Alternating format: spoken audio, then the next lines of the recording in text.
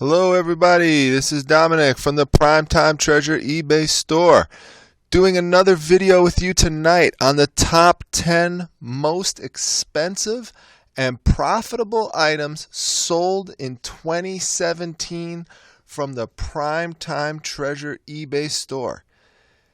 If you are not familiar with the Primetime Treasure eBay store, I specialize in the sale of comic books, toys, books, pop culture items, clothes, and essentially all things vintage and collectible. If you would like to check out some of the items that I sell in my store, please click the link below in the description section and you will see examples of the diverse array of items that I sell there.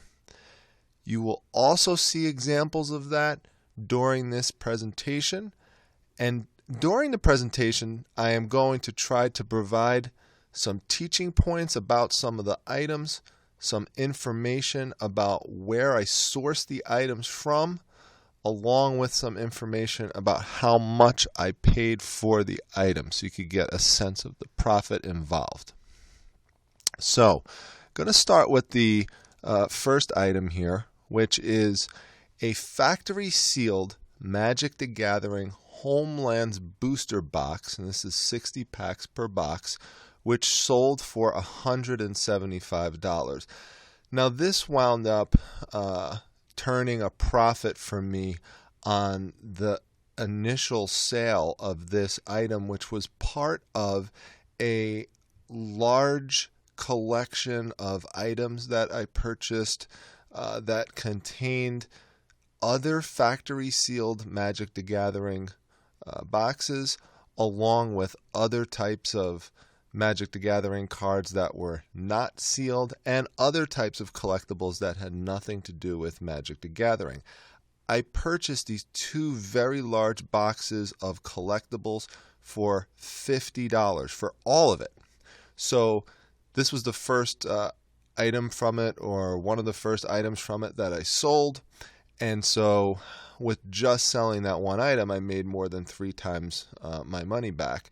So that's what you're trying to do when you're sourcing these large collections, is you're trying to find collections where you could make your money back in just the first couple of sales or the first sale. And if you could get into a situation where you could turn a profit on one item as part of a large collection, then that's even better. And that's really what you're trying to do. And so in terms of some teaching points about this item, if you see any factory sealed Magic the Gathering box, you should definitely try to pick it up if you could get it at a decent price. Now, some of these will sell for, around $65 or so if they're newer. But some of the older boxes and some specific sets, depending on which ones that they are, will sell for hundreds of dollars, up to $3,000 for a single factory sealed box of Magic the Gathering cards. Now, Magic the Gathering is it's a fantasy based card game, very popular with teenagers, very popular with young adults. They will set up for hours and hours to play this game at their house or in comic and collectible stores. There are long tables set up in which people play this game, and they look for specific types of cards which give them certain powers that they can use in the game. And there's certain cards that are common and uncommon and rare, and then they have cards called mythic rares, which are even more rare than the rare.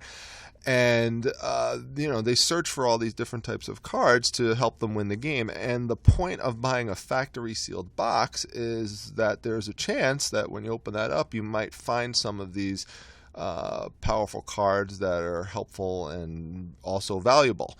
So that is one of the reasons why Magic the Gathering is very popular. So again, if you see any type of factory sealed Magic the Gathering box, please make sure you pick it up. Chances are you're going to do very well with it. So we're going to move on to the next item now, and that is a large Virgin Mary chalkware statue that also sold for $175.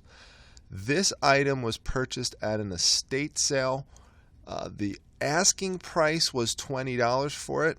I wound up negotiating to get it for around $10 or $15.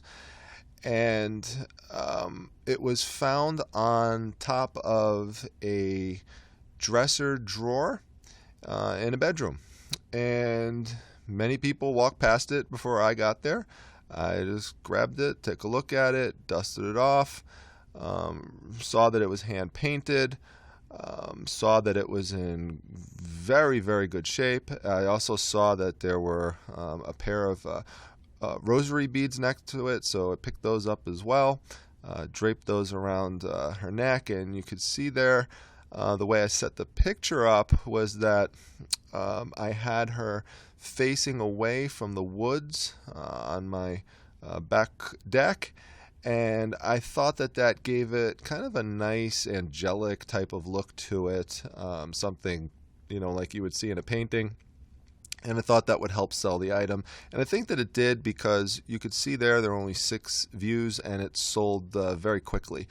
Sold to someone in California, and this wound up shipping FedEx Smart Post. The shipping on it was less than $10. So overall, very, very nice profit on this item. And this is not an exception. I do very, very well with religious items. Not only religious figures, but also religious books, certain types of Bibles, certain types of old religious books, such as catechism books and those sorts of things. I could do very well, particularly if you lot them together. In terms of figures, they don't all have to be chalkware statues. So, for example, I recently purchased a wood carving of St. Paul, and purchased it for $5 at an estate sale and sold it for $75. So religious items often passed up, but don't pass it up next time that you see one. Chances are you could probably turn it for pretty good money. Virgin Mary tends to also be a figure that sells very well. In addition to, if you could find some of the saints, people like to purchase those if they feel an affinity towards a certain saint, or if it's a saint that matches their name, they might want to pick that one up. So just be on the lookout for religious-based items. Going to the next item, I told you I specialize in comic books. And these are comic books that I purchased as part of a large collection of thousands of comic books. And you can see here again, the sale price $175 for 61 near mint Deadpool comics with variants. And I'll explain that in just a moment. But in terms of price point, when I buy large comic book collections by the thousands or by the hundreds, what I am aiming to do is to purchase the book so that when you factor in how many books that there are, that you're getting them for about 15 cents a book or less. And that is how you could turn huge profits by purchasing comic books. You do have to take your time with them. It's really a topic deserving of its own video, and something I'll probably do some other day, since this is something I specialize in. But you could see there, if I'm buying these for 15 cents a book and I purchased these as part of thousands of books, that by the time that I had already made my money back, then when I'm selling these Deadpool books, this is all profit minus the cost of shipping and the seller fees. Few other teaching points about this is that Deadpool is a character that you want to pay attention to. So he's this character in red down here. He kind of looks like Spider-Man, but he doesn't have the webbing that Spider-Man does. But he's an anti-hero character who's very sarcastic, has an edge to him. Again, very popular with older teenagers, young adults who grew up in the 90s, which is when he first came out as a character. So pay special attention. Even if you see one comic book with Deadpool in it, if it's in good shape, pick it up. And, maybe you'll come across some others and you could sell them in a lot, but you could also sell them individually easily. No problem whatsoever.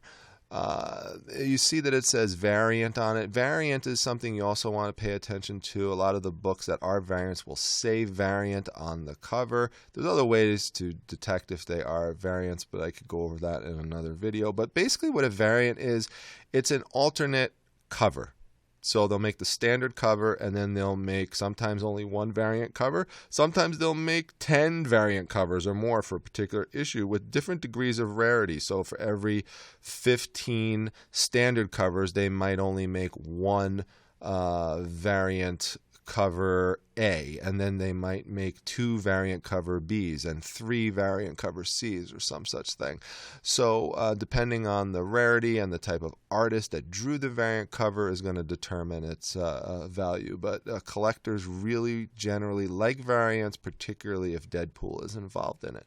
Another thing just to point out as a little teaching moment here is that if you come across the comic book title New Mutants, what you want to look for is New Mutants 98. New Mutants 98 is the first appearance of Deadpool. If you're able to find that book in mint condition and you had it certified as being in near mint condition by CGC, which is a comic book grading company, then you are basically looking at a $900 comic book for that one book.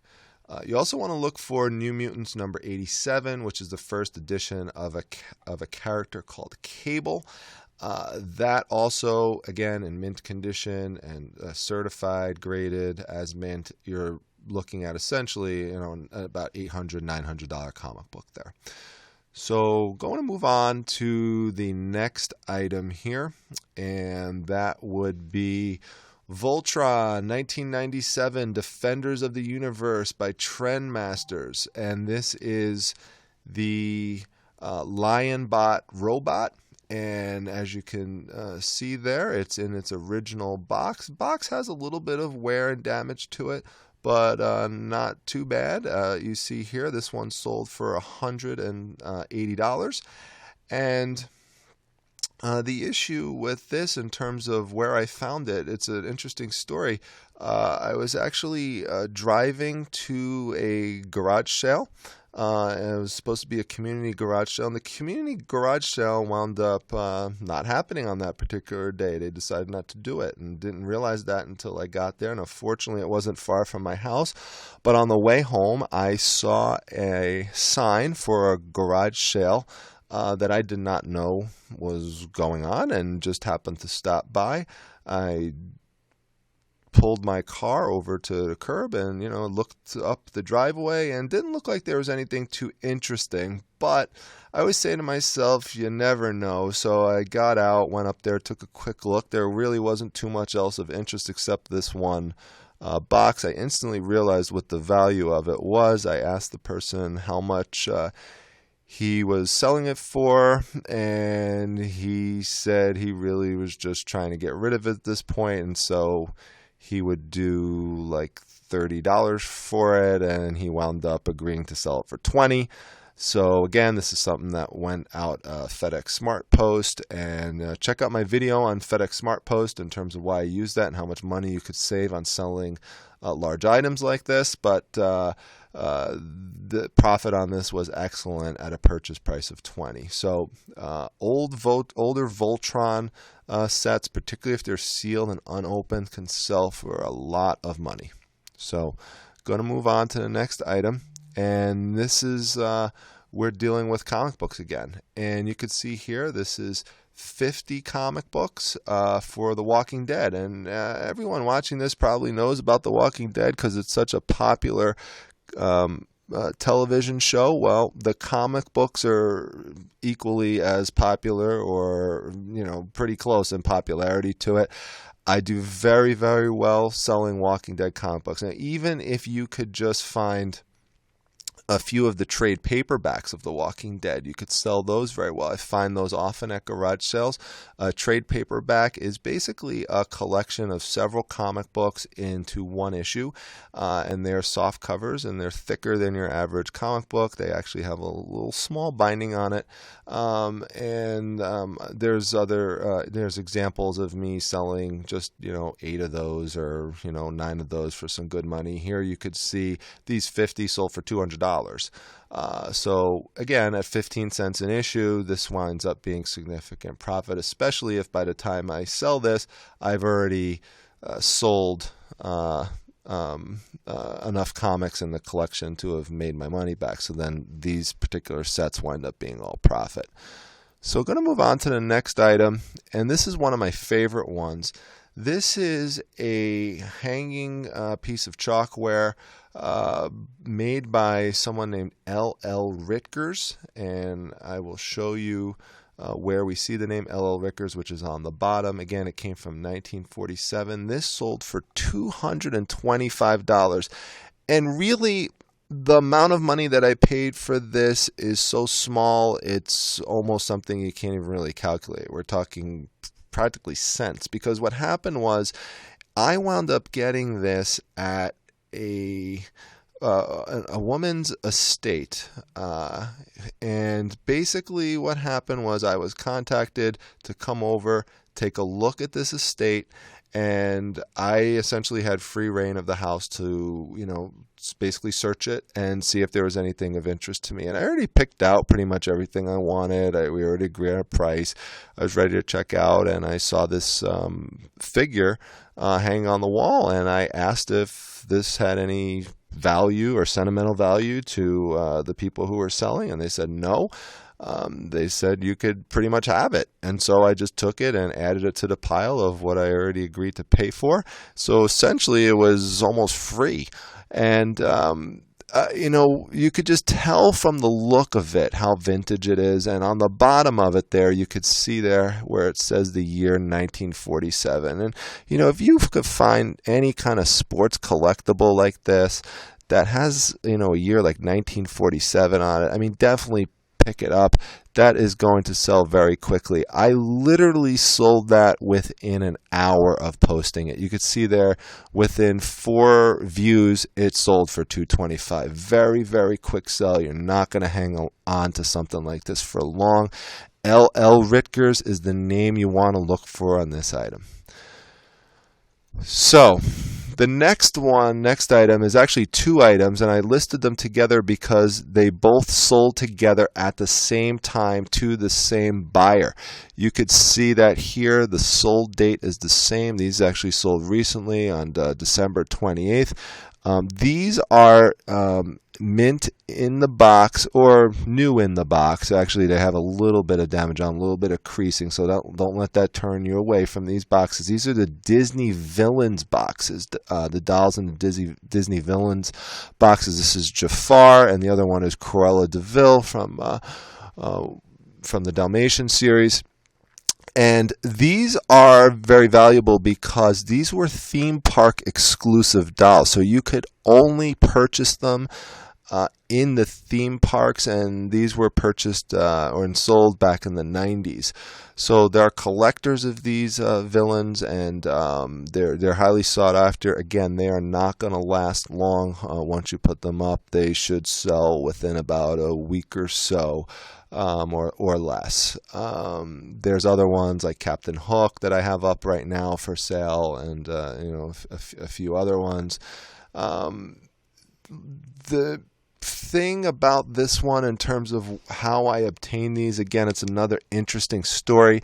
Someone contacted me to try to sell me a Masters of the Universe collection with Castle Grayskull and a lot of the other He-Man figures. And we were about $20 apart in terms of an agreement about the price of the collection. And in those types of situations, what I try to then do is see if I could get anything else kind of added into the collection to help seal the deal. So I asked if the person had anything else that he wanted to sell, and he mentioned that he did have some collectible dolls. And the next morning, he sent me a picture of all of the dolls. and there were 14 of them. They were not all Disney exclusive. A lot of them were Elvis dolls, but they were all new in the box. Now, originally, early in the discussion, this person wanted $150 just for the Masters of the Universe items, just for that. And ultimately, we were at a negotiation point in which, again, we were about $20 apart. And I wound up buying these dolls plus all of the Masters of the Universe items for $160. And so essentially I wound up getting 14 new in the box dolls for $10 more from what this person had originally tried to sell me the Masters of the Universe items alone for. So I made all of my money back just by selling 2 dolls. I still have 12 other dolls to sell and the entire Masters of the Universe collection up. I do have the Castle Grayskull part of that up right now for $225, and it already has 6 watchers on it. So this whole collection of the Masters of the Universe plus the Disney Villains dolls is going to wind up turning a nice profit here. It already has turned a good profit, but it's going to turn even a greater profit pretty soon. All right, so moving on to the next item here. We have Walking Dead again, so this is just a different set. It's 54 of the Walking Dead comic books, and this one sold here for $250. And you could see here I mentioned the word keys. Okay, what that means is that there are certain issues for comic books that are important for some reason, typically because something happened important regarding a certain story point, or something happened that was important in the story to a character. It could be the first appearance of a particular character. So for example, Amazing Fantasy 15 is a key issue in comic books because that's the first appearance of Spider-Man. So it could be that somebody dies in a particular issue, and that's what makes it a key issue. So this particular set had some key issues in it, and that's why it wound up selling more than the other Walking Dead comic book series that I showed you earlier. All right, moving to our second item. This is another Magic the Gathering box. This is the 4th edition from, I believe, the early to mid 90s. You could see here that after just 6 views, it's sold for almost $300, a $285 price point. This came out of the collection that I mentioned to you earlier for the first item that I showed you with a Magic the Gathering box in it. Remember that all of that was purchased for $50. So within a week, I had sold this one for $285 and sold the other one for $175. 2 of the other boxes sold for around $125 or $150. So, I mean, it really turned out being a great purchase, and there's other items from there that will also be listed in my store for sale coming up pretty shortly. And this is the last item. This is a signed Joe DiMaggio baseball that comes with a letter of authenticity and a certificate of authenticity. And you can see there the sale price was $700. The picture of the baseball is included there in the letter of authenticity. It came with a certificate of authenticity when I obtained it from Joe DiMaggio's business, which was, I believe, called the Yankee Clipper organization, which is where he was selling his baseballs out of. But it was an old certificate, and these days, collectors, particularly of sports memorabilia, they really want something newer from the certification organizations. And there's really 2 main certification organizations for sports memorabilia. There's JSA and there's PSA. I wound up doing this through JSA. You could see there in the title it says full JSA LOA. That means letter of authenticity. I wound up obtaining the letter of authenticity just to make sure that this was 100% or authentic. So there was a investment of somewhere around $75 or so, maybe $100 to get this authenticated. But you have to pay that price to command a higher dollar figure on it. So it was definitely worth it, because without the letter, this probably only would have sold for around $150, $200. So it was worth the investment there to get it certified.